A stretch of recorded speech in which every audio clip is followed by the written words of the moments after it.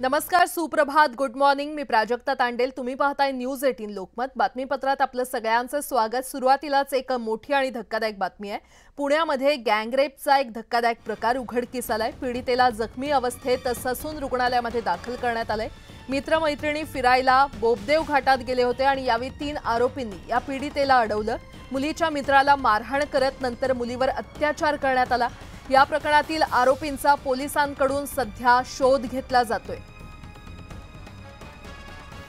आणि या संदर्भात अधिक माहिती देत आहेत आमचे प्रतिनिधी चंद्रकांत फुंदे आपल्यासोबत जोडले गेलेले आहेत. चंद्रकांत, पुण्यात नेमकं चाललंय तरी काय असा प्रश्न उपस्थित होतोय, कारण अतिशय धक्कादायक प्रकार.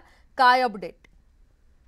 म्हणजे कालच आपल्याला माहिती आहे ते 2 चिमुरड्यांची बातमी समोर आलेली असताना आज पुन्हा गँगरेपचा प्रकार समोर येतोय.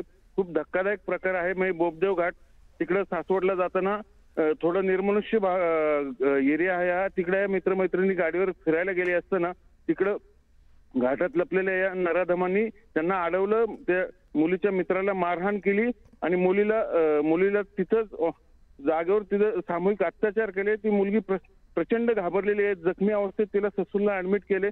तर पोलीस सगळे आरोपींचा कसून शोध घेतात. पण या बोबदेव घाटात यापूर्वी अशा घटना घडलेल्या आहेत. लुटीचे प्रकार व्हायचे, पण गँगरेप पहिल्यांदा होतं. या गँगरेपमुळे निश्चितच पुन्हा समाज मन ढवळून निघालेलं, हादरलेला आहे. असे जर प्रकार होत असेल तर पोलिसांच्या सुरक्षेचा प्रश्न काय? निर्मनुष्य भाग आहे मान्य, मग तिकडे गस्त का नाही घातली जाते वेळोवेळी? हे सगळे प्रश्न उपस्थित झालेले. आता चंद्रकांत, अपडेट घेत राहू. तुर्तास धन्यवाद.